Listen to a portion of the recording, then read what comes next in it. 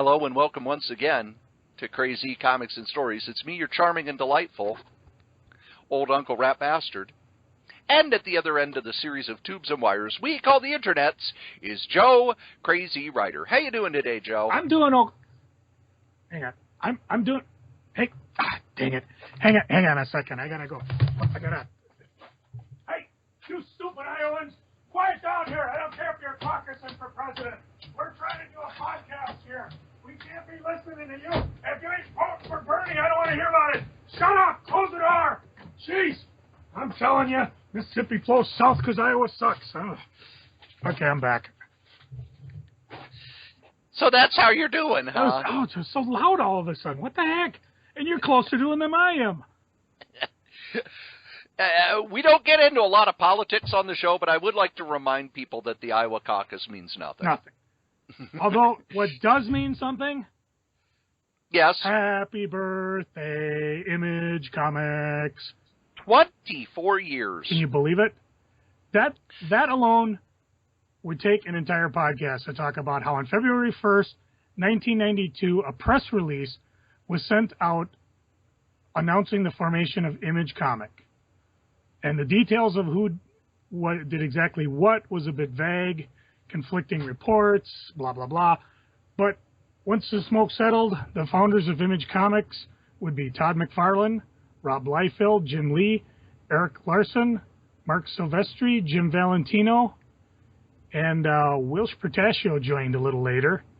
And he was supposed to be one of the founders, but the story at the time was that he had a family issue to deal with. Chris Claremont was also listed in the initial press alerts. But Alerts. The press alerts. Alerts. He had been planning to team with Portacio on a new title called Huntsman, but Claremont went on to DC. And he really didn't do... When you think of Chris Claremont's run at DC, you really don't think of anything that stands out. He had the creator-owned book that was in the DC universe, Sovereign 7, that just kind of sat there. Yeah. And no one seemed to care. And when he went back to Marvel, everybody thought, oh, maybe he'll bring it back to Marvel, but it just kind of disappeared. I do remember meeting him at one of Cap City's shows, and he took great pains into getting all the retailers' business cards, but nothing ever came of it as far as I know, unless he just likes collecting business cards. One of the things I've heard about Chris Claremont is that he is a guy who could have been... You remember how the Image guys were uber rock stars? Oh, yeah. Yeah, because Spider-Man had, with McFarlane, did, 2.5 million. X-Force 1 with Rob Liefeld did 5 million copies. And then 2 months after that, Jim Lee on X-Men #1, 8.1 million. I thought it was 9 when all the dust settled. It might have been. But Claremont, through the 80s... the X-Men, it's hard for us to understand how big the X-Men was in the 80s because there was just the one book, and then you had New Mutants, and then eventually you had X-Factor. They didn't expand it a lot. But if anybody had could have been called a rock star in comics, it was Claremont. And I never heard a story about him, with a big head or being a jerk to fans, unlike some other of his people he worked with. Yeah.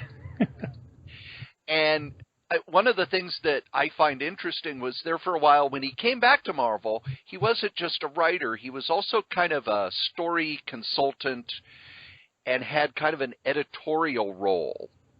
And that seems to have faded out. The last book that I remember him doing was the Nightcrawler series that lasted 12 issues that I really enjoyed, but it just didn't seem to catch fire. Nope. However, Image is still catching fire to these days. Image I find fascinating because it started as we're going to be, creator-owned, da-da-da-da-da. And it wasn't long before it was, no, it really wasn't. It was studios. And the studios created these superhero books. And they tried to have a shared universe, but it didn't really work. And when the early 90s superhero boom died, there was times when Image was in serious trouble of losing their kind of special status with distributors, which is why they started taking on other creator-owned books in order to keep their overall sales numbers at a point so they could stay at the front of the catalog. And they eventually have merged into what they are now, which is kind of where comic creators go to do creator-owned work. You don't see a lot of creator-owned stuff at other publishers, really. Image is where you go if that's what you want to do. And if you would have told me 24 years ago that Image was going to be my favorite publisher, I would have beat you with a case of Youngblood #1. Do you wanna go into our special review now, since we've been talking Image? Sure. All right. This comic is from Image. Yes. We were given the trade paperback to review called Starve by Brian Wood. And let me pull up the artist. Oh, never mind. I got it right here. It's Daniel. Oh, you do? I can't even pronounce it. Zezelj.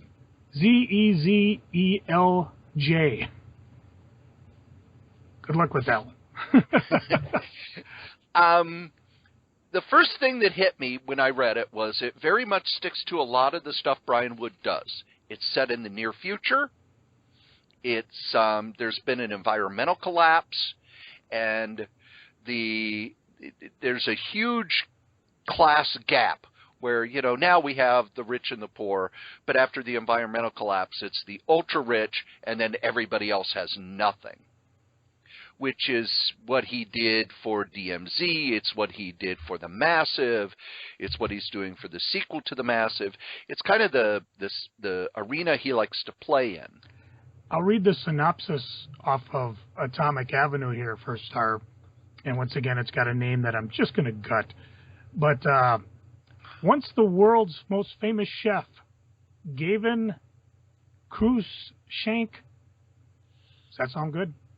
That's good enough. He's been in a self-imposed exile for years. His little foodie program has since evolved into Starve, an arena sport that pits chef against chef for the pleasure of their super-rich patrons. It's a stain on the once noble profession, and Chef Kelvin is ready to go to war to stop it. Two things stand in his way: his arch-rival, Roman Algiers, and his daughter, who's now an adult, Angie. Probably just wants her dad back and acting normal.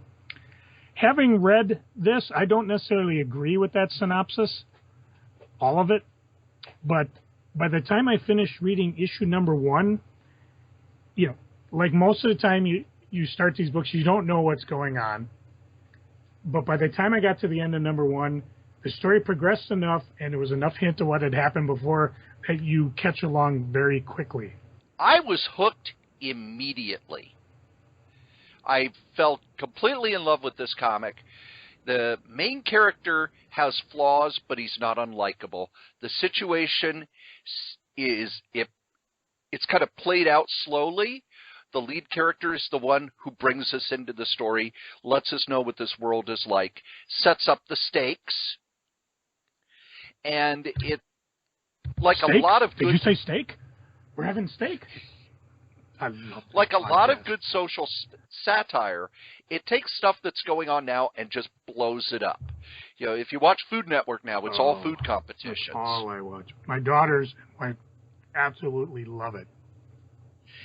But this takes it up to a higher level where the food competition is more, all right, in this episode, you don't just have to make bluefin tuna. Bluefin tuna is extinct, probably. You need to find it and cook it. Or, you need to make barbecue, but to make it, you have to fight the other chefs to get into their kitchen and make the barbecue. The art is beautiful. Yes. Like I talk about, it's very stylish, which is to be expected these days. I guess the days of clean art like Byrne and Perez is over. But it's not wild enough where you cannot follow who's who. All the characters have a distinct look. So I'm not constantly going back to figure out in a word balloon, okay, who is this? Did they say the person's name? You know it just by turning the page. You know who you're looking at. And it's not a huge cast of characters, so you're not totally screwed up trying to figure out who's who. And the other thing about the art is the color. They use a limited palette for each section of the story. so it feels very muted, and the color actually heightens the emotion that you're feeling on the page. My second time reading through it, I noticed that, the pages with his daughter are colored this way. The pages with his ex-wife, who is feuding with him, are colored this way. The kitchen battles are colored this way. The first trade paperback is the first 5 issues. It doesn't end on a cliffhanger, but it doesn't complete the story. Now, the good thing is if you want to find the first 5 issues in comic book format, they are fairly inexpensive on eBay or Atomic Avenue. Should be able to put together a set for maybe less than what the book one costs through Image. I mean, they're doing like they do with all their book ones. It's $9.99. So if you want to jump on board. The reason we mention that is because issue number 6, or as he calls it, season 2, starts this February. Actually, probably, excuse me while I look at the calendar, about a week from when this podcast will drop. February 16th, I believe he said the next issue is due. And I'm hooked. I'm hooked on this comic. I'm a big Brian Wood fan.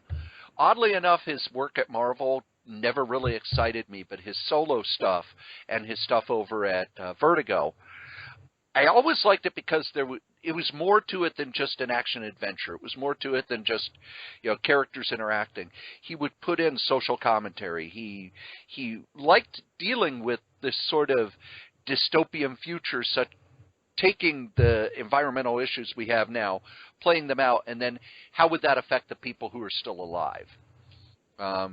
Joe, on this one, buy, borrow, or ignore? Oh, I'd say buy. Matter of fact, I'm going to buy it, and, I'm always battling to try to get my wife to read something. I'm going to see if she's interested.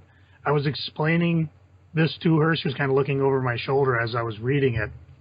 I definitely know my other 2 daughters will enjoy it because, like I said, my whole family loves cooking shows and that. I think this will be right up their alley. Corey, what do you think? I've given it a big buy it. I don't think you need to be a fan of cooking shows or cooking battles because it really sucks you in.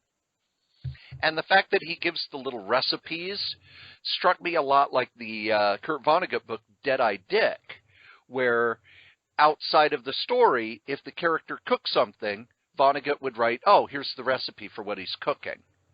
And I always find that kind of an interesting thing that an author can do to give a story a little more realism, a little more grounding. But if you do have friends that are big into cooking shows, give them this. Yep. This may be the best, quote, cooking comic I have read before, because there was Iron Walk Jan, which was a manga that was basically Iron Chef knockoff. Anthony Bourdain did a comic that I've tried reading a couple of times, and I lose interest about 20, 30 pages in. But this one had me hooked, and I can't wait to read the whole thing. And I'm kind of wondering if this is another one of those where they say it's a series, but really he's got it planned for like 30, 40, 50 issues, something like that. Well, if he takes Highly a recommend. Pause in between certain spots, maybe, you almost think he does. I hope. Well, and one of the things that's happening as the show's getting a little bigger, but I'm getting smaller, is that we are having people contact us about projects they're doing. And one of those projects is from a man named King Chan, who's got a Kickstarter where he is trying to start a new comic distribution business. And I sat down with him and talked with him for a little while. Right here was supposed to be an interview with a gentleman named King Chan. He gave me about 15 minutes of his time. We talked over the project he's doing, and I'd like to let you know about the project at least. And it's called Comics Underground Distribution. So if you go to Kickstarter and put in Comics Underground Distribution Catalog by King Chan, what he's doing, he is creating an independent comic book creators catalog. Sort of doing a Kickstarter to print this catalog to send it to every comic book shop in America that he's able to find. And the way it started was he was doing a comic that was rejected by Diamond, and rather than just kind of give up, he decided he would create his own comics distribution network. I asked a number of questions about what the barriers are to get in, how he's going to do it, and most of them are explained in this Kickstarter. But to paraphrase it, it's if you're an independent comics creator and you're willing to publish a book, he's willing to distribute it.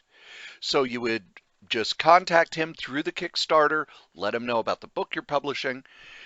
He's not able to get the people who are under exclusive contracts with Diamond, but as this project goes on, he's looking to bring in the people who aren't exclusive with Diamond, maybe offer them better terms, and hopefully build an alternative to Diamond for the comics creators who maybe aren't as mainstream as the stuff Diamond puts out. So it's over at Kickstarter. Just put in King Chan, Kingchan, and his project is the Comics Underground Distribution Catalog. As this goes up, there will be 7 days to go. So go ahead, and I want to apologize to him for the fact that the recording turned out poorly. We just couldn't use it on the show. So hopefully this gives an idea of what he's up to and answers some of the questions.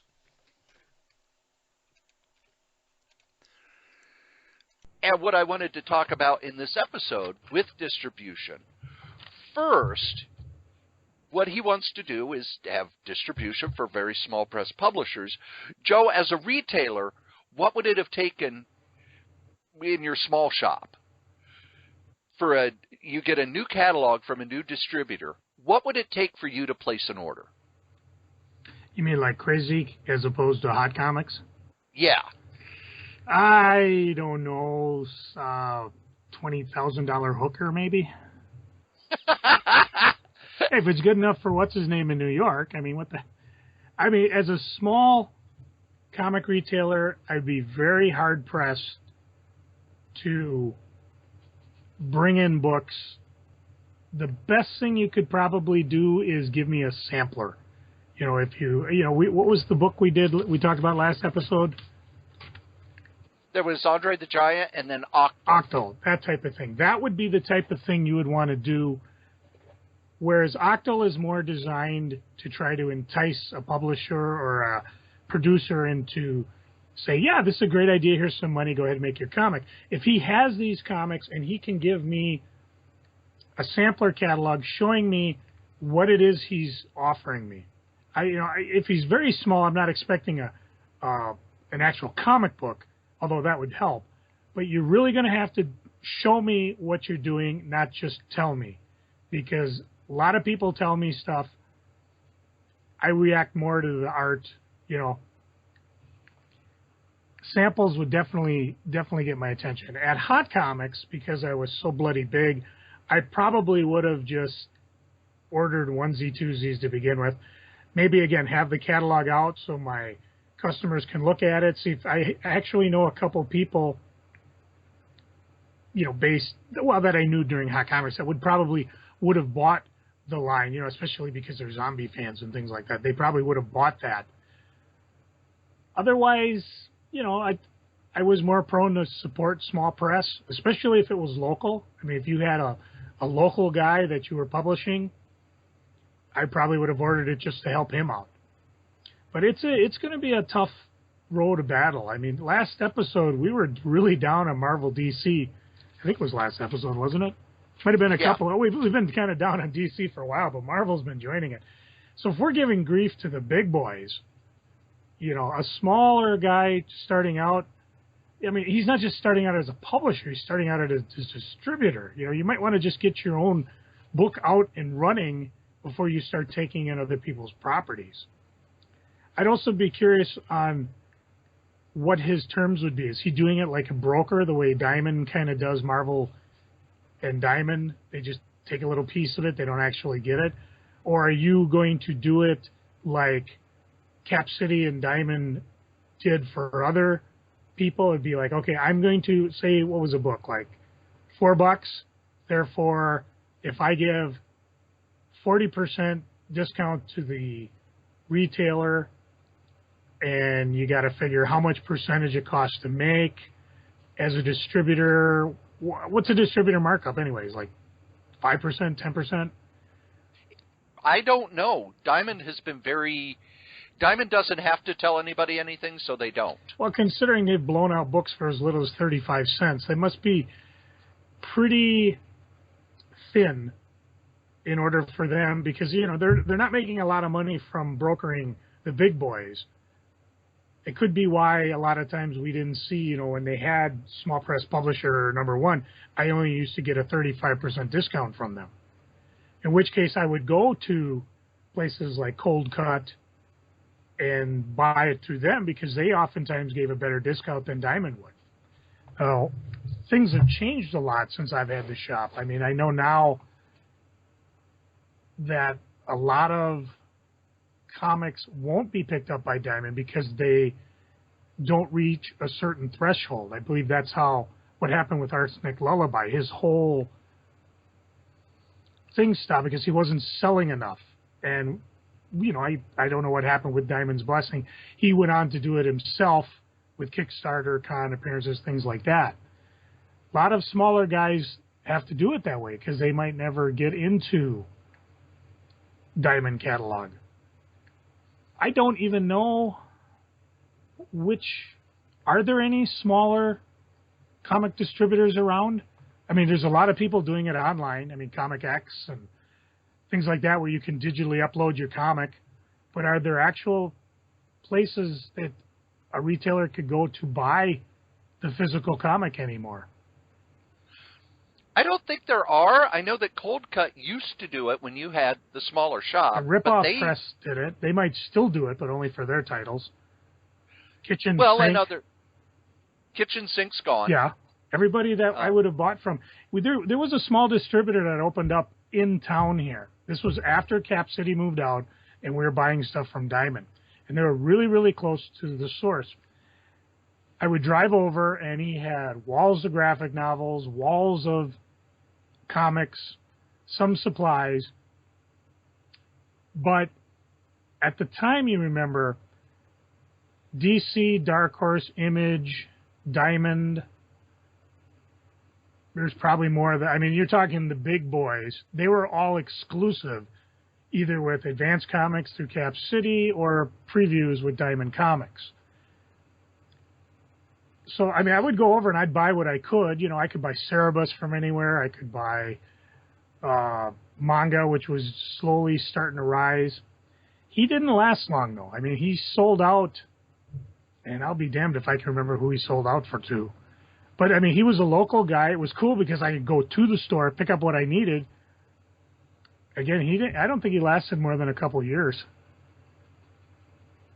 I think that's the big barrier that new distributors are going to have, and that is they're not going to be able to say, we've got this thing that you are already selling or you already need that you can't get from Diamond, or we can compete with Diamond. The gentleman I interviewed, he's going to be working with a lot of small press publishers who haven't been able to get into Diamond, but one of the things to get into Diamond's catalog, they have to look at your stuff and say, well, we think we can move 2,000 to 3,000 copies of this, which means you're going to be working with lower numbers. You've also got to get known in stores. And you know, sending somebody a catalog is great, but Joe, how many catalogs did you get? And I'm not talking comics, but at Hot Comics, how many catalogs did you get a month? Oh, I got all sorts of stuff. You know, and a lot of times it was things that, you know, I remember I got a catalog for calendars, and they were on a returnable basis. And we toyed with the idea we could get all these calendars in, you get them in about August for the next year. In February, you return them, what you didn't sell, and then you have a credit going forward to the next year. The only problem was the minimum was, I forget what it was, like $500 or $1,000, which was a lot of money to sink in, with the promise that you would only get a $500 credit, assuming I didn't even sell a single calendar. It was that or buy them through Diamond, non-returnable. And I still got catalog or calendars in my pile of stuff from the years I had a comic store where I actually took a chance, bought one, or somebody bought it and ordered it and never picked it up. So it's, and then there were other things too. I mean, you and I remember trying to talk about doing DVDs and tapes and maybe setting up a rental thing. And there were but when it came down to it, it was just me. I didn't have time to do it all.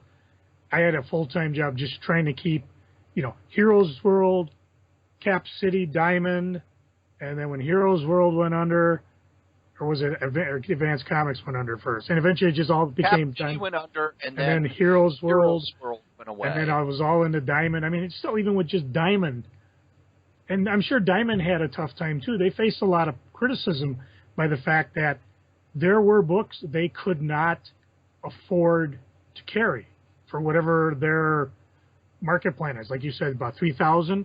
In other words, if you sold under 3,000 copies through Diamond, they lost money carrying you, because I believe they bought the books, sat it on their bookshelf in their warehouse, filled pre-orders, and if there was any left over, left them there hoping they would have reorders. And I don't know what would happen if product just became stale. Diamond had a wonderful liquidation catalog that came out every week where they might have onesie twosies of certain products and just blow it out. But there were also comics that, I just wanted no part of, even at 35 cents. Well, and look at Discount Comic Book Service. You could go to their website right now. You want all of the Convergence books, they've got them there 80% off. Month after month, 80% off. And there's a couple websites out there that sell remaindered graphic novels. Some of those things have been on that website for 10 years. And people just, I don't want it, don't need it, don't care. Can I make a confession? Why, yes, you can. I told you my story of my copy of Fish Police #1. Yes. And how I paid $35 for it. Yes. That's because he said it was the last one, and then of course my old partner Pat Gruber came in the next day and bought his for $35. Yes. And it's not like worth what, a quarter? I don't know. I don't even know. Hard pressed to give me a quarter for it. I bought Convergence in the half price deal that Discount Comic Book Service offered. Both halves. I mean, and I've enjoyed reading them, but the thought that I could have buy them now at 35 cents a pop, I no longer feel bad about Fish Police #1. Now, there was a time, I know when I worked at Schindler's used two distributors. They used Cap Cities because Cap Cities had a warehouse. And they bent over backwards in Minneapolis. For oh, yeah. And then because I told you once, started getting when stuff. People asked about Diamond Comics and what it would take for them to break into our market, we told them, well, you need to have a warehouse here. And they told most of the retailers that will never happen because we can't get Schindler's to buy from us. Right. And there was no reason for them to do that. We did order through Diamond. But Schindler's would also order from Ripoff Press because Schindler's made good money off underground books. We had a complete run of Zap available pretty much the whole time I worked there. Any of the undergrounds that were in print, we would have, and we would either put them with the High Times magazine, which I still think is the dumbest magazine ever printed, or in the porn room. And I actually, when I worked at Schindler's, is when I got most of my underground comics, because all the Fab Furry Freak Brothers were still in print. A lot of Crumb was still in print. A lot of Kitchen Sink was still in print. Zap was all in print. I have a complete run of Zap up until 92 because they kept it in print. And Schindler's would order from them. But I do remember the big fight that Diamond had with Dave Sim over Cerebus. Mm-hmm. But Cerebus sold so well they wouldn't cut Cerebus. Yeah, that's Cerebus. because Cerebus, he was doing the phone books, and where he reprinted, 25, 30 issues of his book, but he was not initially soliciting them through comic distribution. So Diamond decided, well, if you're not going to do that, we're not going to carry Puma Blues, which was a small comic being published by Sim at the time. Which is also kind of like saying, oh, you're not going to sell, you're going to sell pizza in other places? Fine, I'm going to buy baked ham from we're not going to buy baked ham from you anymore. Doesn't make any sense. No, just ask Oprah. It doesn't make sense. Yes, you could get away with that joke today, can't you? Well, it's a different form of the same joke. Plus, I let it rest for half a dozen podcasts. So okay, but then when I worked with you, there was a while when I would come over on Wednesdays and I would pick up your books. Was it Wednesdays or I don't remember changed. when. But I would go to the warehouse, and the Cap City warehouse was, this dinky little place in St. Paul. But you'd go in, and he would just have stacks of stuff on the shelf, and you would give me a list. If he's got this, and this, pick it up. Which was kind of cool because you'd be picking it up and getting it before most of the other retailers in town would. So that was kind of a cool angle. But you could also pick up supplies, boxes, trade paperbacks that have been out for a while. I remember, he would have, here's all the DC archives. Do you guys need any of them? Here's all the Sandman. Are you guys out of any Sandman-ish trades? It was good to have a distributor in town. And while Diamond could be the best in the world, it's still not the same as being able to drive to the warehouse and pick up stuff. Well, and you could also do other things, too. You could drop off your order form. You could call them up and say, hey, I need this. You could give them the check so you weren't mailing things. When Diamond, well, I shouldn't say Diamond, but when the distributors wars broke open, suddenly you had a deal where, okay, I have to buy Marvel Comics through Heroes World. I have to buy DC and Image through Diamond. And I can buy Dark Horse, Top Cow, and almost all the other independents through Cap City. But I also had to kind of watch because sometimes it'd be one independent that would only be in Diamond, one Diamond independent that would only be in Cap City. The local warehouses closed, and this was probably the number one thing that affected comic retailers. All of a sudden, we were hit with shipping charges. Because when we used to pick up stuff at the warehouse, we weren't paying shipping charges. I'm sure Cap City was incurring them, but they would come up from Madison, stop at Eclair, stop at, what was the name of that? Oh, in St. Paul, and then continue on into North Dakota. They might have even stopped at Granite City. I don't remember. But now we suddenly are getting these $100 a week shipping charges. Even if we picked up the books, for a while there, Cap said, well, you know what, we'll meet at this parking lot across the street from where the distribution center used to be, and you can pick up your books. And most of us had terms, so we didn't have to give them a check right away. But you're still paying the shipping charges, so you might as well just ship it to me. And then it got to the point where you were like, you know what? It's not. Some people just totally abandoned Cap City and just went with Diamond because they were like, well, I might as well just go with these guys because I can get everything through them. I don't know if the other hot comics did that. Me, I was still kind of trying to support the little guys. So I was like, you know what, I'm going to stick with Cap City because I supported them. And eventually it all just wound up. Eventually, it was a big cost and it really cut into profits. Although once finally Diamond did take over everything, they were a very good steward to the comic industry because they weren't stupid. They knew they didn't want to hurt us because that would take them down too. And they basically absorbed Cap City and took care of the outstanding debt, and then did the same thing with Heroes World. So, you know, people talk bad about Diamond Comics, but they did help keep the direct market going.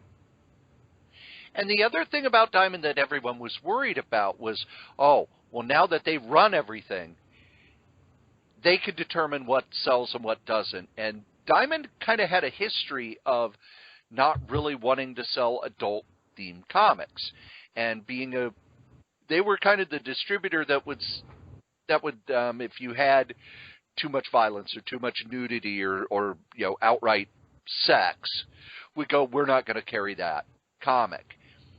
I remember at the time, Fantagraphics was actually quite concerned, and were doing a lot of articles in the Comics Journal.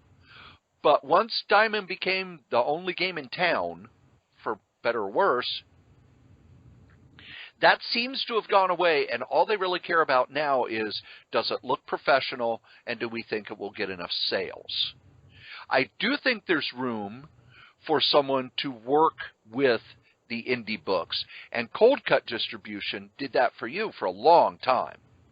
Oh, yeah, I loved Cold Cut, and what was nice is if there was an independent book and they kept it in print, I could usually order it direct from them, and a lot of times they would have it in stock, whereas Diamond might not, and they would give me pretty decent terms. So I wouldn't be ordering at 35%. I might be ordering upwards of 40, sometimes upwards of 50, depending on what it was.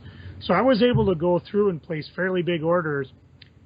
If you came into my store looking for a copy of, say, Colleen Doran's Distant Soil, I had them all. She actually visited my store. I had quite a number of them autographed by her. So, and that was something I always tried to do. If it was in stock, I tried to make sure I at least had 1 or 2 copies of it. And if you went through the back issues, not everything was on the shelf, but I did have a number of boxes that I knew, these are independent comics at cover price. I didn't bag and board them, but we just let them go.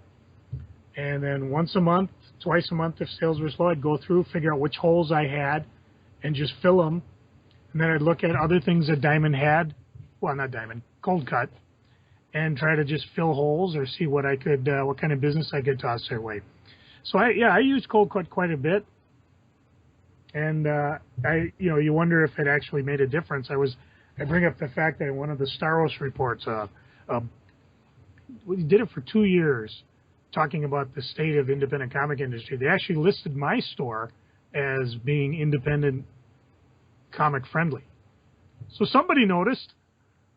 And Chris Staros, who did the Staros report, is now in charge of Top Shelf Publishing, which is now an imprint of IDW. Yep. Which is where our good buddy Alan Payne left. Al Payne's been a friend of ours for years. He was involved in the founding of the Minnesota Comic Book Convention, which is having their MSP Comic-Con 2016, May 14th and 15th, 10 a.m. to 6 p.m. Saturday, and 10 a.m. to 5 p.m. Sunday at the Minnesota State Fairgrounds. If you haven't already, jump over to www.mcbacomiccons.com because they got advanced tickets going, and you can pick them up right now. We're going to be there. It's going to be the last ever charity booth / rummage sale. My daughters are probably going to be running it because Cory and I are going to be set up as the official, unofficial podcasters, or is that the unofficial, official podcasters of the MCBA. And if you're a guest or you got something you want to say, stop by and we'll give you a quick interview. We'll be hunting people down. So remember, May 14th and 15th, 2016. And Joe? Oh, I didn't. There's going to be a big announcement at SpringCon for the Solitaire Rose Network. Yes, we will have a huge announcement, monstrous. It's something that we have not done at the network before. Something is coming this November. Is Alan Payne going to be your vice president of sales and marketing? No. That's because he got hired on at Dynamite Entertainment. Oh. Yeah, that's why I brought it. See how I'm bringing that whole thing around thing. Because bringing it back. Alan began his career at Dreamhaven Books, owned by that damn fine, handsome man, Greg Ketter. In the early 90s. Dreamhaven's still around, by the way. And he moved, Alan that is, to California to work at Malibu Comics. He got hired on as National Accounts Manager in 2006 at Tokyo Pop. And as we just mentioned, finished 9 years at IDW. And now he was VP of Sales there. And now, of course, he's at Dynamite Entertainment as their Vice President of Sales and Marketing. So we give a big kudos to Alan. And, of course, I have no idea if he listens to this here podcast, but we'll be hitting him up for see if we can get on a few review lists or something. Damn right we should. Oh, yeah. Al's our connection. I mean, I buy enough Dynamite comics. He owes me. Yeah, it's just the attitude to take. You owe me, Payne.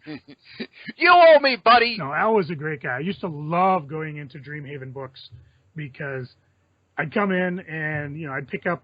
At the time, I bought most of my comics at St. Paul Comics, again, using Advanced Comics. And I'd walk in and, just talk with Al. He was kind of like the Sam Malone of Cheers, he's just happy to see you. And then I'd always ask him, what should I check out? What would be cool? And he'd show me some of the things he'd think a minute, show me some cool things off the shelf. So very attuned to the comic industry. I did ask him, though, if he's going to bring back the imprint that him and Paul Ewert did, the Entropy Tales. I believe Greg Ketter. He said, if you will indulge me a moment while no. Entropy Tales, by the way, is probably best known because that's where Pete Krause started his career. He's currently working Insatiable with Mark Waid for Boom, I believe, isn't it? And you know what else? What other comic was published by the same publishing group? Do you remember? Oh, Tales from the Heart. Tales from the Heart, which was the story of a Peace Corps volunteer in Africa, which after it got picked up a couple places and was actually had a couple of issues published by Epic. Mm-hmm. And then the writer left the comic business, which I was very sad about because I really loved that book. It was one of those autobiographical books. The early 90s, there were a lot of autobiographical comics, but it was different because a lot of the autobiographical comics of the early 90s were, an artist who would spend their time going, oh, I'm a miserable bastard, and here are all the horrible things that I do. I'm looking at you, Joe Matt. Yeah. I'm looking at you, Seth. I'm looking at you, Chester Brown. I'm looking at you, R. Crumb. Wait, Chester Brown, didn't he live in a shoe? No. Chester Brown, I live in a shoe. Here's my dog. Spamalot, he lived in there too. I'm about to give a little bit of Cory's secret past, by the way, Joe. Hang on, I got to sit down and have a drink. Let's go. All right, Tales from the Heart did actually fairly well. I think I should look. I'm pretty sure it got picked up by Comico, and then when Comico went over, it went over to Image. But it was kind of this bubbling underground. It was successful enough. And when I first moved to Minnesota, I had gone through the massive collapse that was Solson, which I don't know if I've told that story on the air, but I was actually hired as a writer for Solson. I wrote over 40 comics. Not a one got published, and I never got paid. So I was still pretty stung by that, but it's okay. Yeah, I graduated college. I'm here in Minnesota. I'm married. I got a kid, but I still got to write. I wrote up a pitch for a comic based on what I was doing at the group home because I had just started work at a group home in the juvenile justice field. And I fictionalized it. And I wrote up, okay, here's what the first 12 issues will be. Here's the overarching storyline, et cetera, et cetera, et cetera. And I sent it to Comico because Comico was publishing Tales from the Heart. And I thought, well, if they're friendly to that, they'll be friendly to this. And Comico said, this is great. We want this. Write up full scripts. See if you can find an artist. We had just started the convention here, so it's, I could probably figure out, talk to somebody about an artist and everything, and I'm writing it up, and I send in the first 2 scripts, and I get back a very nice letter from Kamiko that says they're going under. But they give me the address and contact information for someone at Kitchen Sink, Dennis Kitchen, who might be interested. Send it to Dennis Kitchen. Same thing. Wow, this is a cool idea. Too bad we're not going to be publishing any new books. Cory, the death knell of comic companies. Oh, there for a while, I honestly felt like I was killing companies because there's a short story I have in one comic called Pyramid Tales, where they liked my writing, but they didn't have room for it, so they told me, write a text short story. And then once we get room, we'll take this idea you have and we'll turn it into a comic. Great. They went under. Solson, I was going to be the next writer of Reagan's Raiders. I don't know if I should be proud of that or not. But they started Reagan's Raiders, which I don't know if anybody remembers Reagan's Raiders. Do you remember Reagan's Raiders? Yes, I do. It was the Ronald Reagan and his cabinet cloned fighting commies. Let's see. Reagan's Raiders from Solston from 86 to 87. 3 issues available. Yes. Oh, my God, it's terrible. It's so goddamn terrible. He's wearing the flag. It's got the flag. For those of you that collect flag covers, you've got to find these. But they had started it with Reagan being popular, and then Iran-Contra hit, and they were like, oh, holy shit. What do we do Dick now? Ayers was there. Rick Buckler was there. You know why? No. It was called Solson. It was Sol Brodsky's son. Sol Brodsky, who had worked at Timely and Atlas and Marvel. Then he went over to Atlas when Atlas Seaboard started, and then he came back to Marvel. And he worked in production, and he retired, and his son wanted to get into comics, so he thought he'd publish his own stuff. All of their ideas were terrible. Chainsaw Santa, they were all terrible, but I didn't care. Oh, it's a foot in. And so I had sent in an idea, and they said, we like this idea, but we've got our own stuff. So what we'll do, and they actually sent me a contract. You write 2 of our books that we own, and we'll publish 2 of yours that you would own. I'm 22, about to graduate from college. Joe, can you imagine how happy I was? It was like, this is the greatest thing ever. And Rich Buckler will be my editor. Holy shit.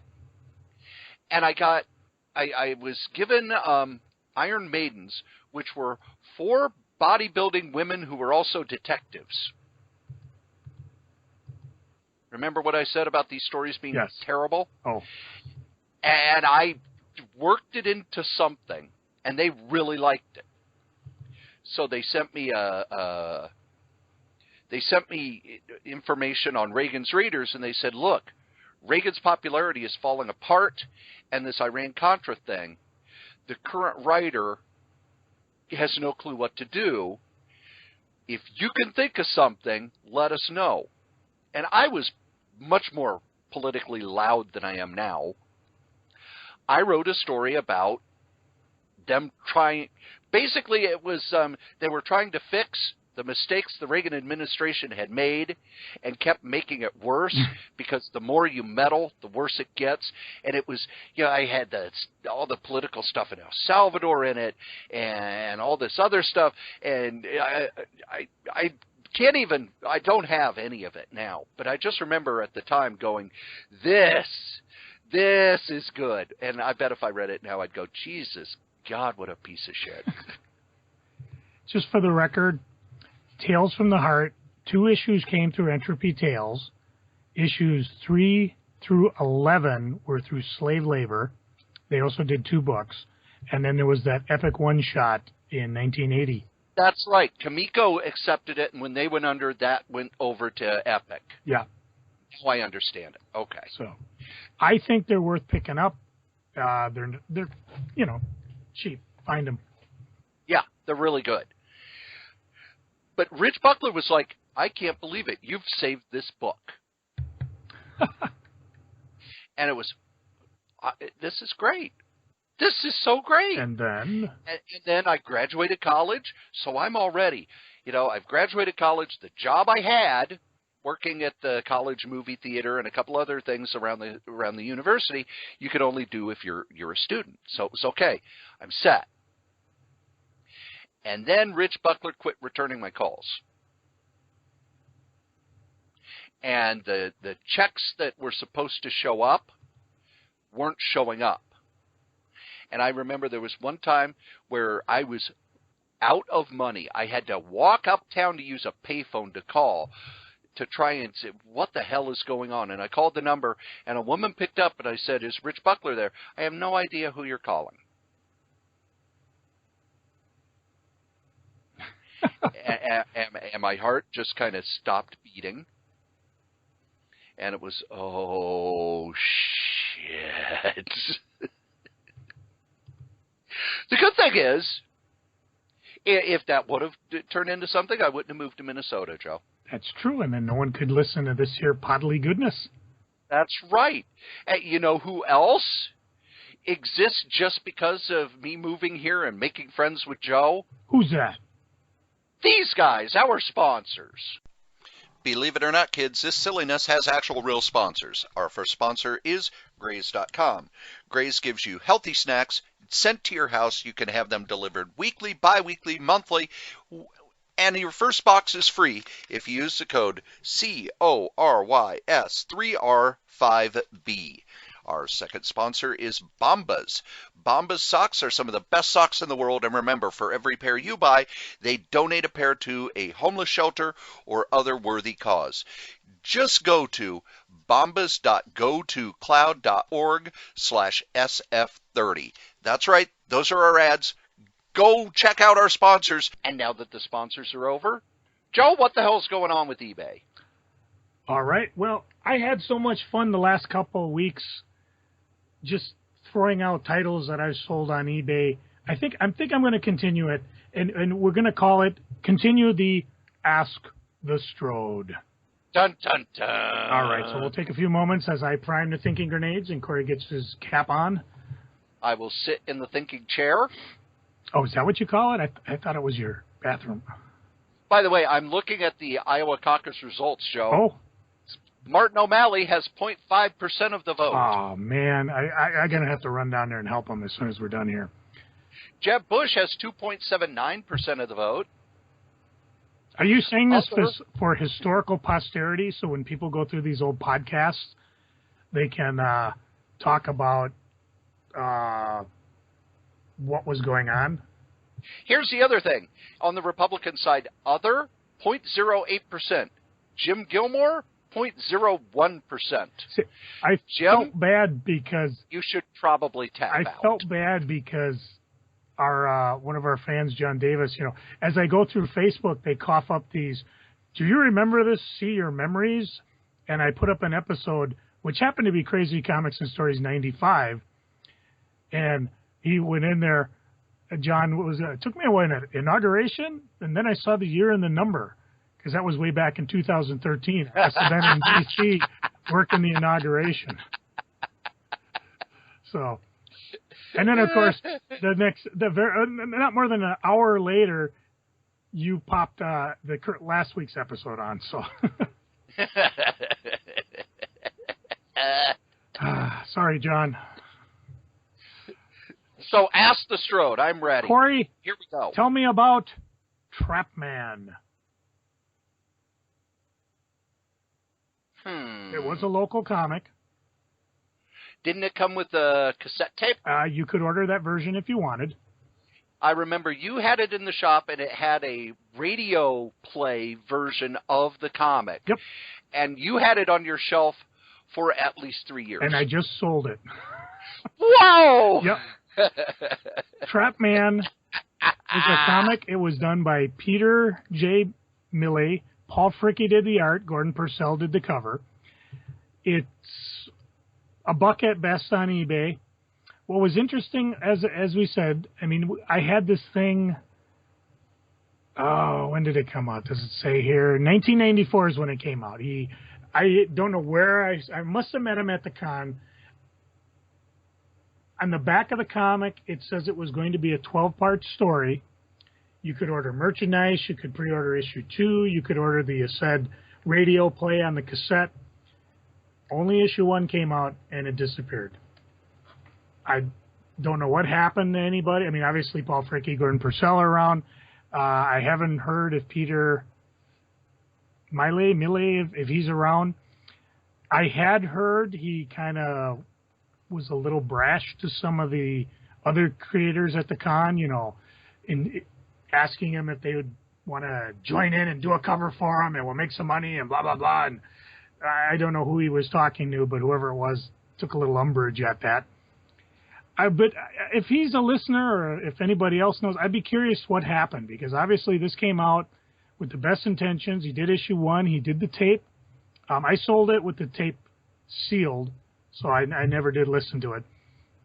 I'd be curious as to why only 1 issue came out. What happened? Joe, how many did you have in your shop? I don't recall, because remember I sold most of my back issues when I actually sold the store. So, but being an independent like that and a local guy, 10 sounds like I probably would just ordered it direct from him and maybe picked up 1 or 2 of the tape just for the heck of it. I just remember you had it on the shelf the whole time you owned the store. Oh, yeah. And I think I kept the tape one with the intention on listening to it, but after Miami Mice, it kind of soured my experience. Cory, yes. Tell me about The Wild. Not The Wild from MU Press, 2004 to 2005, an adult black and white comic. Not The Wild from Marvel, 1954, some type of funny type book. But The Wild from Unleashed, 2000.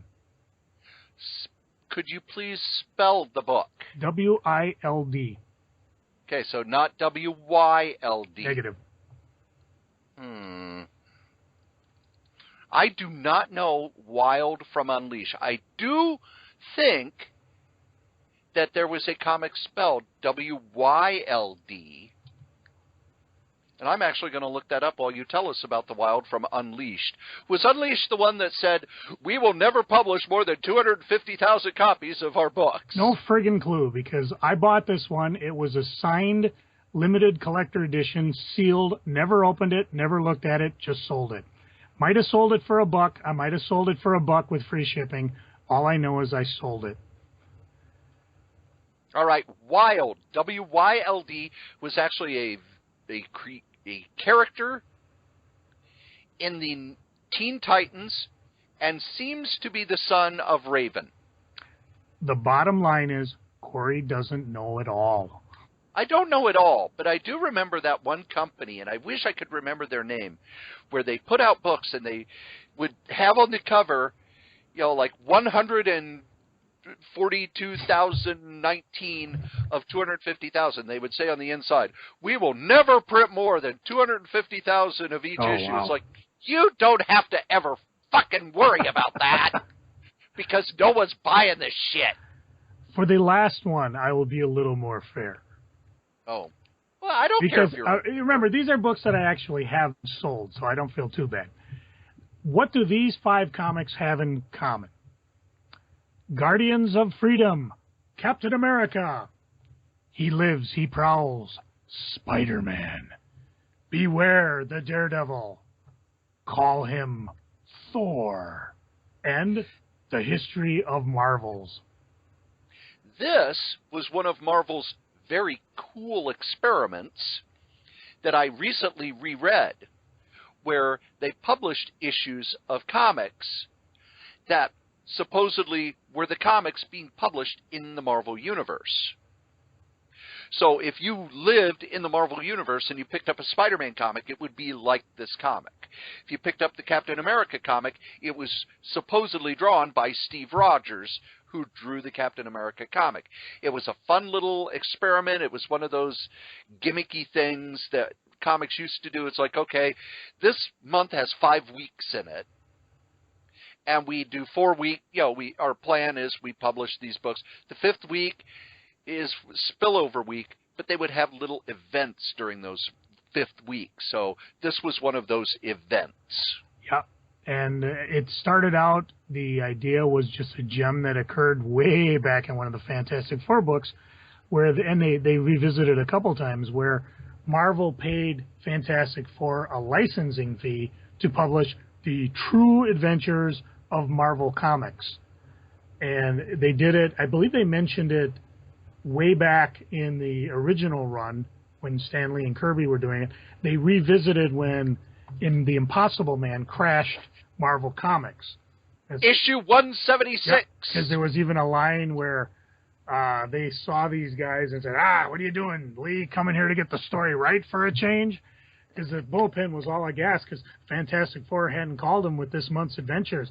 What are we going to do? Make it up? Gasp. No, we have to do it because no one's going to know the difference. And then Impossible Man crashed. Fun issue to look up and check it out. And if you want to... Perez at his best. Oh, my God, that was so much fun because he was drawing all the people who worked at Marvel. Mm-hmm. And, I was a big comic fan when this came out. It's like, oh, this is so great. Now I get to know what everybody looks like. If you want, check out my eBay store, Krayz, Krayz. To spite eBay trying to limit me, throttle me, kill the baby in the grave. Am I being a little melodramatic? Yeah, okay. It's a little Anyways, much. I'm posting things, so check it out. And now that we're done with that, let's go to Freaking and Geeking. Joe, what you freaking on? Every so often, life just kicks you in the gut. As you know, as I'm feverishly going through the tapes of my old radio shows back in college, looking for the commercials I need to make my next Solo Joe, I got word that a friend of mine who I had been listening to on these tapes just passed away. William Bill Day passed away at 50, passed away suddenly. He was more my pal in college. I remember getting him into the college radio about the same time my partner Dave and I were getting out. He was IT, Institute of Technology. The fun thing about it was when he got there, he actually really took to it. He had a good voice. He had a good sense of humor. He rose to, I think, what do they call it? A programming director? Whoever's in charge of the DJs. Yep, program director. As Dave and I wound down our morning show, what they did is they had 5 different morning shows, one each day of the week. And then on the weekends, they usually didn't start broadcasting till about 9 o'clock, so they didn't have a morning show. Dave and I had pretty much had a lock on the show almost the entire time we did it. So this was kind of a preview for everybody, as well as kind of our last hurrah. So up on the board, as a DJ would sit down, he had a big sign from Bill saying, "Looking for a new morning show. If you're interested, please see Bill's, cast your demo tape, whatever." And Dave and I looked at each other. That's probably because, 2 out of the 3 morning shows are graduating, so we won't be here. So me, being the smart ass I always am, wrote on it, "Carl Marsh fired," the name of our show, Carl Marsh Show. Carl Marsh fired, which is like saying, okay, the guys who have been here for the last year are being kicked out by the new guy? Bill talked to me later on. He said, "Dude, did you write that on there?" I go, "Yeah." "Why?" He goes, DJs are coming up to me and going, "Did you really fire them?" And we're like, "What'd you say?" I said, "Yeah, I said I did." I said, "Okay, we'll just go along with it." No, we were graduated. We were leaving. It just happens. So it was really sad. I mean, again, I contacted Bill through Facebook maybe twice. Never... Well, I'm not even sure where he was. I don't know if he's in St. Paul. For a while there, he was out on the West Coast, but it's just one of those things, people, if you haven't seen a friend or talked to a friend in a while, just reach out. If it's Facebook, if it's email, if it's a phone call. 50's young. I'm 50. It was, like I said, it was just a kick. And now, as I continue to go through the tapes, it's kind of haunting because it's like looking at old pictures, but I'm going to be listening to his voice, remembering, the fond days years ago. And if I could jump in, one of the things that I've been saying for quite a while, and if you listen to PW Insider, by the way, to plug, I interviewed Mike Johnson from PW Insider last week. Dave Shearer is always saying, when people ask him how he is, he goes, "Great, I got up today." And if you would have asked me back when I was the lousy rat bastard, when I was Mr. Bad Example, people would ask me, "How are you?" It's like, better than the alternative. We're not here that long. Every day is a great day because you got up. You woke up. You're here. You get to do stuff. Spend your time doing stuff you like with people you like. Life is, you're going to hear this everywhere, but it just, every day it hammers home. You know what? I got up today. It's a good day. Every day this side of the daisies is a good day. And like Joe said, take the time to connect with the people you care about. Let the people you love know you love them. Joe? I'm going to hate to do this, but Cory, what's got you freaking now? Well, first, Joe. Yes. I love you. Well, I love you too. In a manly sort of way. You're my heterosexual life partner. My first observation today, it's a little longer than most of these. I love the singer, songwriter, performer Mike Doughty. Mike Doughty was the lead singer of the band Soul Coughing. He has since gone out on his own. He's written a book called The Book of Drugs, where he talked about his time with Soul Coughing. He now owns all the Soul Coughing songs he wrote. I have seen him 15, 20 times. Have all of his albums, including the Minneapolis recording from First Avenue that is now out of print, that I bought from him at one of his First Avenue shows because he said, I need to have enough money for gas to get to my next show. He is coming to town on Friday, Joe. How much does he need? I'll see if I'll buy an album to get him to his next gig. Here's the problem. He's at First Avenue, and tickets, if I were to buy them, over the interwebs, are like $45 to $50. He's just the opening act for a band I don't care about. Which means he's only going to perform for 20 to 30 minutes. I'm not paying $45 to see him do 6, 7, 8 songs. And then, there's a band, I know one of their hits, and just, I don't like that song. So it kind of annoys me when bands that I like or performers I like are opening acts for performers I don't like. Because I want to go see them, but I can't. The other thing, retailers are becoming very loud about falling sales. And we were there first. And I guess that's nothing to brag about, is it? Now, Joe, were you ever part of the retailer discussion boards that were kind of private that retailers used? I don't know if Diamond had them or where they were. There was one that I was accepted to, but it was a pain in the butt to get to. And being that I had to use dial-up internet, I didn't really do it much. But I guess on the message boards there, a lot of retailers are networking about the fact that DC's dropping like a rock, Marvel's not doing that well, and they're kind of, well, let's just say some of the retailers didn't listen to us as we've been talking for the past 6 years about diversify. But more and more, a lot of retailers are saying that their budget is going more and more toward Image, IDW, Boom, Dynamite, Fantagraphics. So, if you like your Marvel books, you better buy them. If you like your DC books, you better buy them.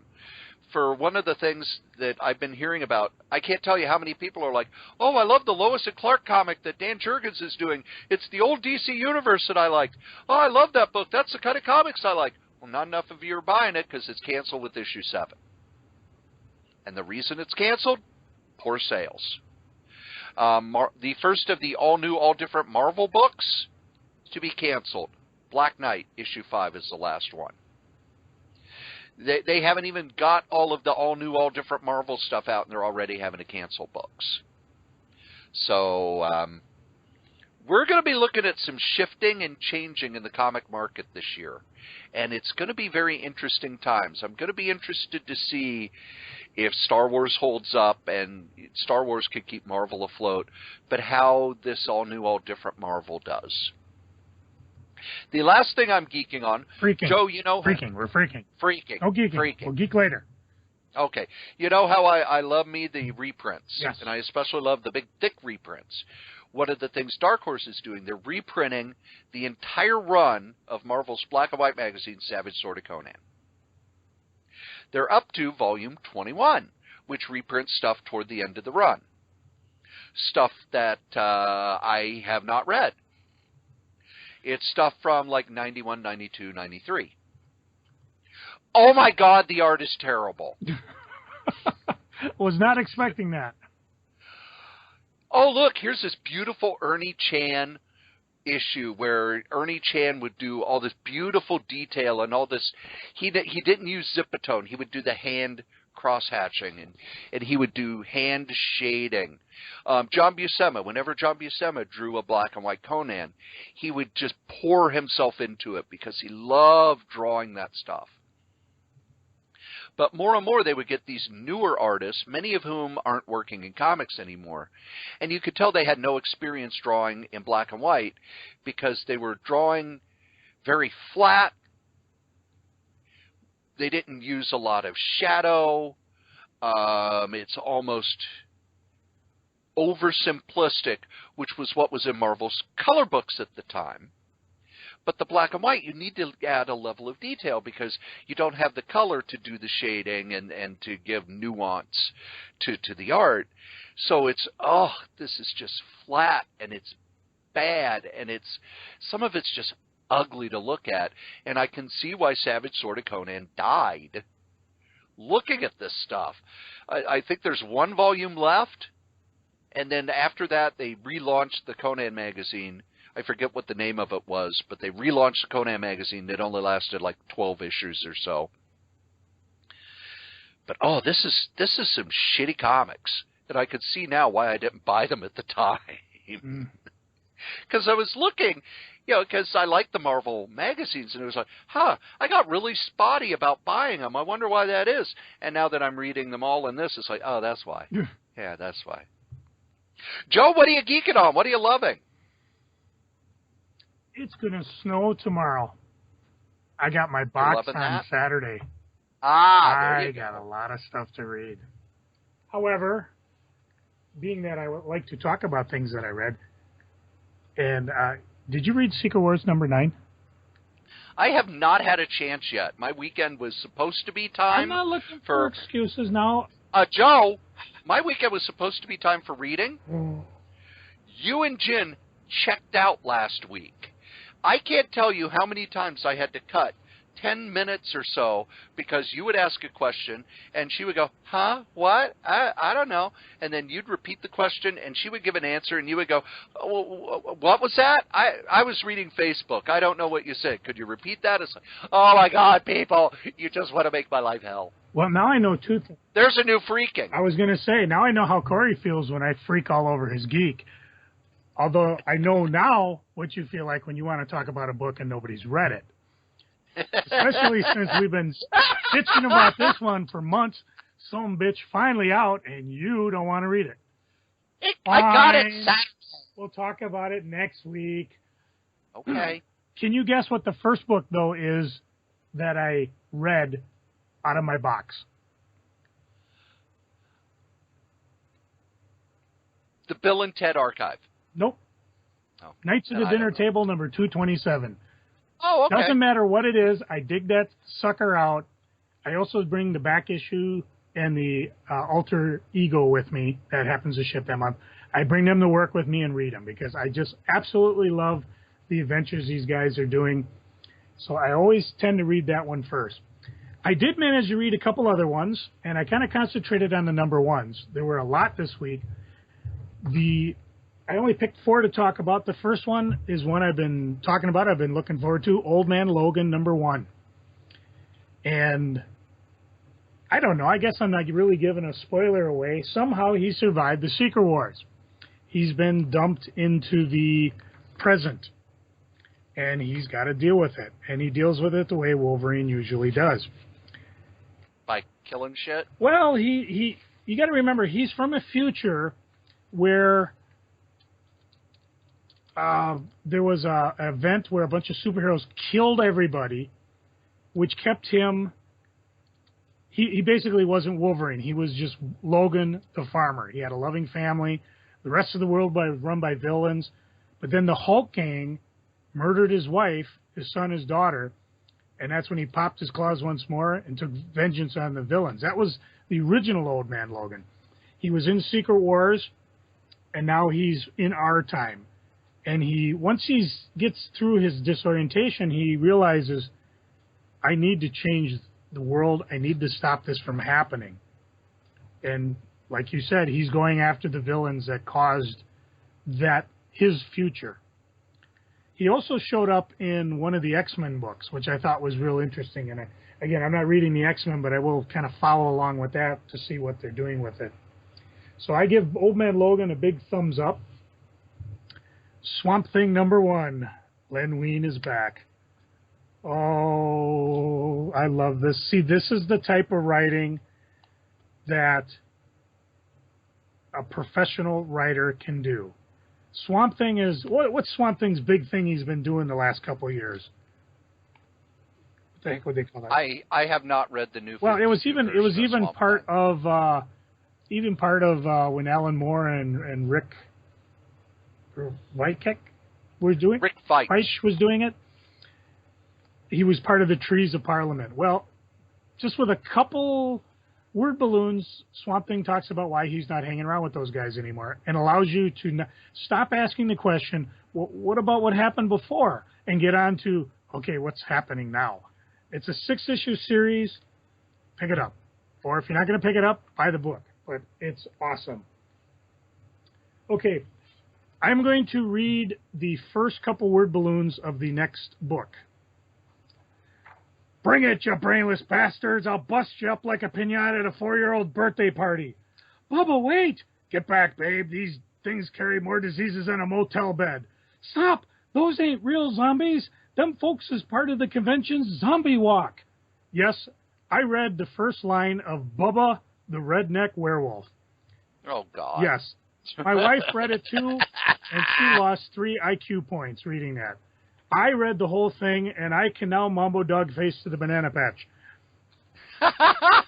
This is actually, it's fun because, A, it's a one-shot, and B, they kind of take swipes at almost every horror property, sci-fi property, things. You got to kind of read carefully because, something might pass you if not. It's a lot of jokes, a lot of weird things. I bought this basically to give to my brother-in-law because he's a redneck fan. Or is he a werewolf fan? Either way, he's going to love this one. So check it out. It's from Creature. Hyman Torres wrote it. Creature Entertainment. So it should be on your shelves of less discerning comic stores everywhere. The next and final book I'll talk about was called by my wife, Mind Blowing. Was called by my daughter, Dana, Spiritual Affinity. She said she had a spiritual affinity with this comic. Holly, my youngest daughter, said she likes the girls because they have vintage styles. Everybody felt to be cosplays. I'm talking about Mean Girls Club by Ryan Hershaw, published through No Brow. It introduces Pinky, Sweets, Blackie, McQuaalude, Wendy, and Wanda. McQuaalude. Together they form the Mean Girls Club, a menacing powerhouse of ruthless rebels. Like a cruel pink and black plague, these subversive sirens seek out the innocent and weak, feeding on pure fear, intoxication, vice, adrenaline. Witness a meeting of the Mean Girls Club, but don't expect to live and tell about it. Now, this was published by, if I can write it, let's see, a graphic story project designed to help talented young graphic novelists tell their stories. Copyright through Nobrow. If you go to www.nobrow.net, you can see what it's all about. But it sounds like they basically did this just to let somebody get their feet wet. Because Ryan, said it wrong before, Heshka. Ryan Heshka, a self-taught artist and illustrator working primarily in traditional mediums. His work is frequently embellished with cuttings from vintage magazines. He's exhibited across Europe and North America. And he's been published in Blab. So a cute little book I picked up. Obviously, I just saw it in previews and thought it was really cool. And again, if you want to check it out, www.nobrow.net. Probably give a copy to Jen because this is the type of thing she might want to be published by. Just a quickie comic that gets your style out there to the world and lets people try it. As soon as this here podcast's over, I'm going upstairs to watch episode 3 of X-Files. That's all I'm geeking on. Cory, what are you geeking on? What's got you happy? I often talk about my love of comics history, and lately Facebook has been feeding that like I am a crack addict, and they cannot get the drugs in me fast enough. Can I interrupt momentarily? Sure. Speaking of that, I just got a link of the Crusader series comics online. All of them. It's in the late 70s. Jack Chick took a stab at publishing a 4-color comic that was like... Yes. And I got to all of them. Oh, it is batshit insane. Just beautiful. As a matter of fact, I will post it up on our crazy comic book site for all to enjoy. And do you know why he quit doing it? Not because it wasn't making money. Who owns the superhero team named the Crusaders? Oh, Archie. One of the most litigious publishing companies in the world, Archie Comics, sent a cease and desist letter. Archie was so litigious that they went after EC Comics repeatedly for Archie parodies. To the point where there are some people who say that certain phrases and words were put into the comics code by the publisher of Archie because he wanted to put Bill Gaines out of business. That's why horror, terror, and weird were not allowed to be titles of comics, according to this story. But that's not what I'm geeking on. On the Comic Historian group, someone's asked about Atlas Comics, Atlas Seaboard. And for those of you who don't know, to give a little history here, in the late 60s, Martin Goodman, who founded Marvel was one of the things he published. He also published pulp magazines. He published what were known as men's sweat magazines, which were kind of stories. The stories were all he-men beating up lions and tigers and sharks and stuff. And pictures of ladies in their underwear and then later no underwear. And cheap paperback books. But he sold the comics to Candace Industries in the late 60s, and part of the deal was that he would kind of stay on as publisher for a while. And then when they would reach a point in the contract, he believed that when he was removed as publisher, as part of the contract, they would make his son, Chip, publisher of Marvel Comics. The thing was, the minute they were able to get rid of Martin Goodman, they told Chip, you no longer work here. And Stan was put in charge of being the publisher of Marvel Comics, which is when Roy Thomas ascended to editor-in-chief.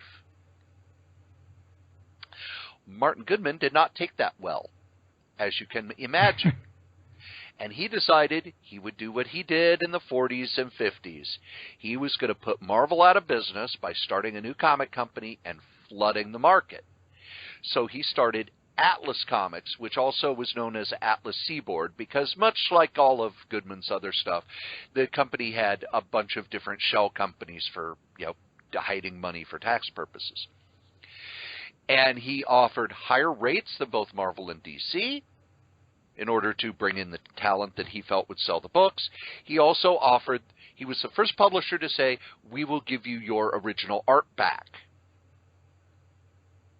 And someone was talking about Atlas Seaboard on this discussion list.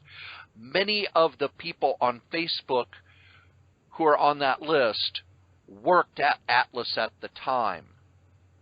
So they have been telling their stories of what happened and why they left. Because if you read the Atlas comics, I have a complete run of them now, except the romance books, which are fucking impossible to find. You'll see that there would be 2 issues, and then if a 3rd issue came out, it was usually a massive change from the first 2. And if a 4th issue came out and they didn't have a massive change, then they would change creative teams and themes and the whole. It was like, okay, it's been 2 issues, it's not selling, we'll reboot. And they talked about how they were promised things and then they weren't delivered. Some of the characters from Atlas have showed up over at Marvel because the creators felt that they owned the characters, and when they brought them over to Marvel, Atlas was gone, so they didn't say anything. So Devil Slayer, a Marvel character now, was an Atlas character.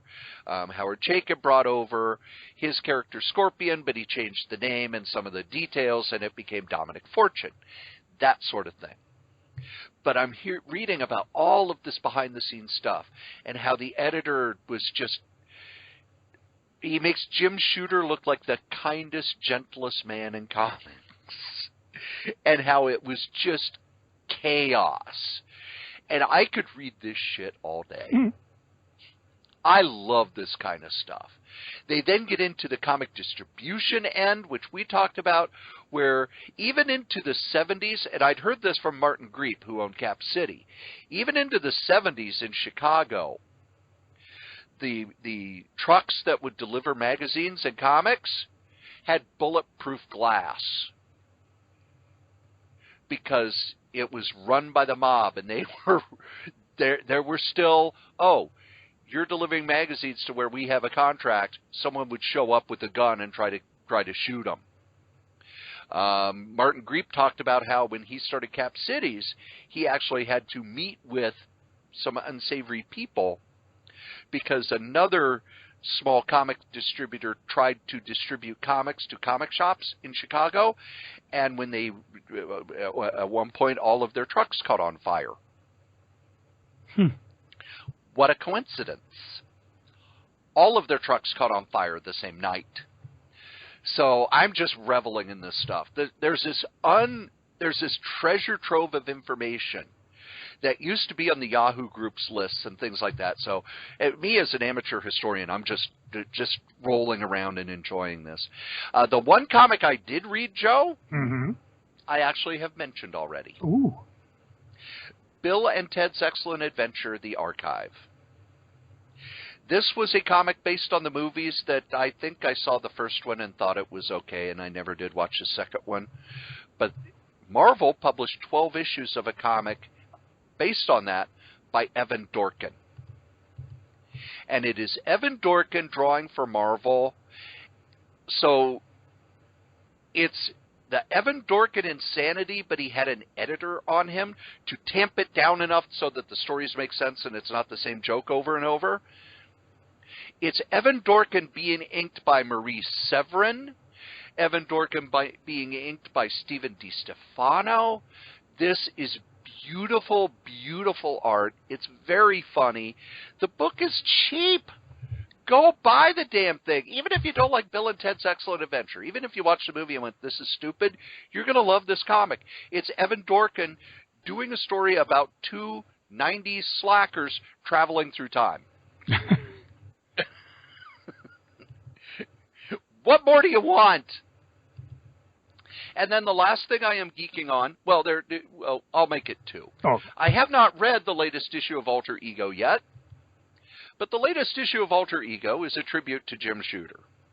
And if you would have told me in 1980, 81, 82, 83, around that time, that Roy Thomas would publish a magazine where he talks about how great Jim Shooter is, I would have kneecapped you. Yep. Because Roy Thomas had such active hatred for Jim Shooter after Shooter screwed him over with contract negotiations. And I just keep looking at that cover going, this is weird.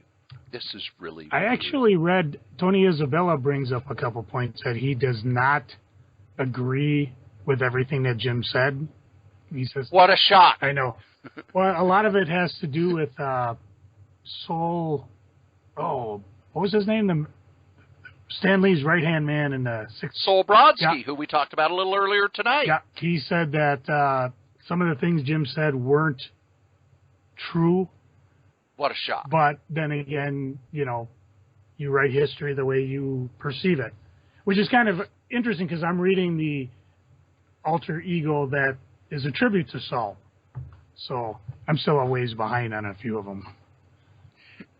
And as I've talked before, Jim Shooter, we had that at the convention where he talked to us. He got drunk and told Marvel stories till 4 a.m. He started a blog years ago and eventually quit it because more and more of the creators from the time were showing up and going, Jim, that's not true. Jim, this didn't happen. You're coloring history. This is what you always do. You always change history to make yourself look like a hero. And he just quit blogging. Which is really too bad because I was really digging the blog. Yeah. But the other issue that I got was Back Issue finally did their giant size Marvel issue.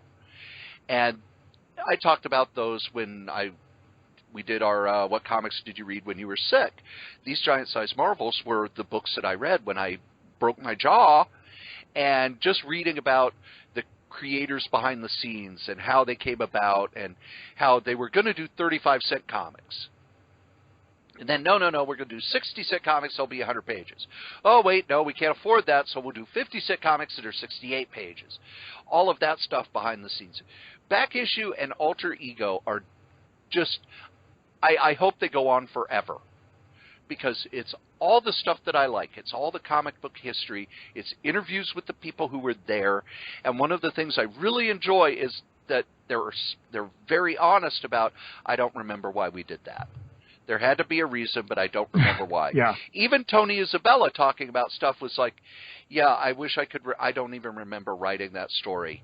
And I know at the time, it was probably, you have to get this done by tomorrow morning, and I would just stay up all night and do it. Marvel in the 70s sounds like it was pure chaos. Yeah, even the little I've read about it, it's amazing some of the craziest comics came out at that time, but then again, I think because of that chaos, people were allowed to do it. I mean, Howard the Duck, Jim Starlin, working Warlock, just Man-Thing. I mean, well, and they were Doctor told Strange. They were told by ownership, we want this many books out on the shelf. It wasn't, we want, this. It was, we want 50 books out. Okay, this month we want 64 comics published. To where with a lot of the reprints, they were like, what do we have? What do we have that we can put in today? Well, kids, believe it or not, you've listened to us blather on about funny books for an hour and a half. And next week we can find out if Cory survived going to work during the Tuesday blizzard. Or will it be an unexpected episode of Solo Joe? And as we say every week, the comic we like the least, we still like better than the comic that you like the most, Joe. There is a cult of ignorance in the United States, and there has always been. The strain of anti-intellectualism has been a constant thread winding its way through our political and cultural life, nurtured by the false notion that democracy means that my ignorance is just as good as your knowledge. Isaac Asimov. Cory, hit my music.